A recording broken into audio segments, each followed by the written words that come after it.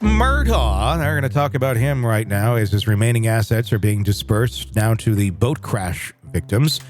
Really makes you wonder how good old Dick and Jim are getting paid. Oh, wait, they're not. They're doing this pro bono, supposedly. Right. Wink, wink, nudge, nudge. All the money's gone. Like, oh, you mean like, what was the place they were staying at during the trial? It was like a personal chef at it. It was like, somebody does like $20,000 a week or something. It was nuts. Felt like a spa resort of some sort. It was insane. And it's like, like money is going to these people for this in some way, shape, or form from Alec. So there's all that money that should have been going to victims to get you your personal chef and masseuse while you represent Satan. In a significant development following the legal saga surrounding convicted murderer Alex Murdaugh, a court-ordered issue on Friday, February 5th, has allowed almost half of his remaining assets to the victims of the deadly 2019 boat accident, according to the Post and Courier. The court order stemming from a tragic incident where a boat driven by Murdaugh's son Paul crashed into a bridge piling. Allocates 29% of the funds to the family of Mallory Beach, who lost her life in the accident. Mallory's family has expressed that their pursuit was more about accountability and setting a precedent than about the money itself. From the Beach's perspective, it really was never about the money, remarked Beach family attorney Mark Tinsley. It was all about the accountability and precedent and making an example, and the hopes that before someone allows their kid to live dangerously and drink and drive and enables them to engage in this unlawful conduct, that somebody will take stock of what happened, that you can lose everything. Tinsley emphasized that while the monetary compensation is significant, the greater comfort lies in the acknowledgement and the accountability and the potential deterrent effect on similar incidents in the future. The disbursement includes 11% for Paul Murdaugh's then-girlfriend Morgan Daughtry, 5% for another survivor, Miley Altman, totaling 45% of the victims of the boat crash and their loved ones. The funds, totaling just under $1.8 million, were garnered from the sale of some of Murdaugh's properties and farm equipment, as well as a 401k plan. So it's probably stuff from that auction where they had those lovely turtle lamps last year. Oh, that's right. Remember the turtle lamps? They Yes. went for a lot of money too. Weren't they made of like real turtle? Yeah, it was a bunch of weird shit. It was like very, South Carolina low country.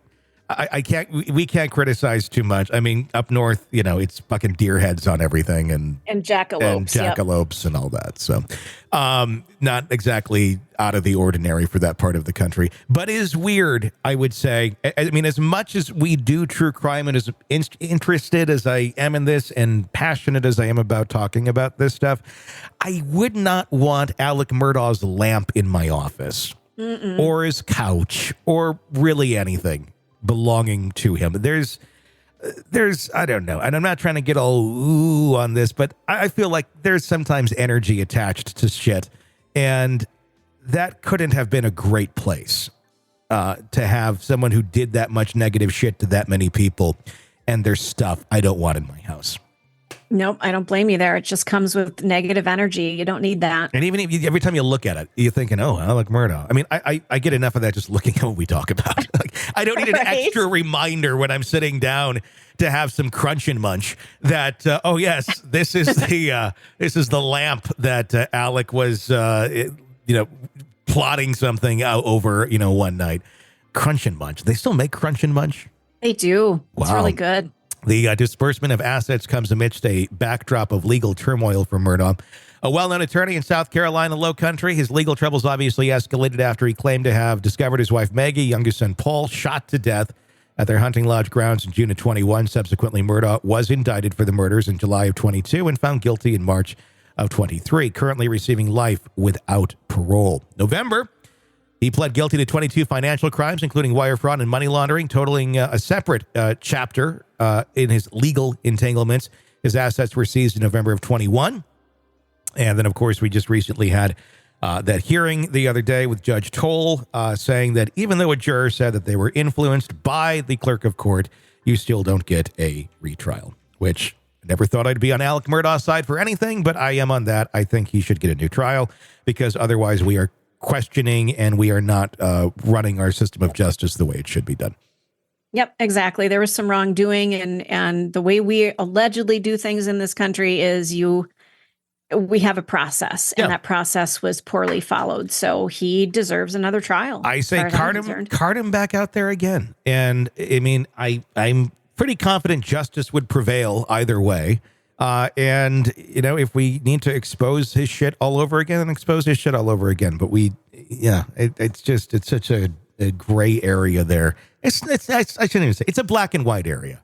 If someone says they were influenced and they came back and they flat out said it, then that's the bar. You can't go, well, what was her intent? Well, this is an analogy. If I drove through the parking lot of Chuck E. Cheese and ran over a bunch of kids, but my intent was just to get to the Panda Express because I really wanted some orange chicken, I didn't mean to run over little Timmy and his puppy, Mac. Don't do the puppy. If my intent wasn't there, I still did it. Am I still guilty? I mean, that's, intent is, whether you intended to or not, you did.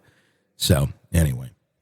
Yeah. And there's just a lot surrounding this family. I have to admit, with all the stuff going on with this possible retrial, I forgot about the beach incident. Yeah. I forgot about that. I forgot about his assets. I remember when I first started learning about this case, it was one of those where it's like, oh God, there's this too. And there's that too. Yeah. And oh my God, it's such a cornucopia of insanity. I mean, now that I know it all, it's like, it's second nature, but it's a lot to take in if you're just trying to understand the case. 'Cause there's so many weird parts to this of just bad human behavior. Out of control family. Yeah. Completely. So it'll be interesting to see. I do wonder, if he does get another one, how long Dick and Jim want to hang out and continue to do this for free, considering the money is supposedly gone. Supposedly. Want to listen ad-free? Want advance access to all of our interviews before anyone else?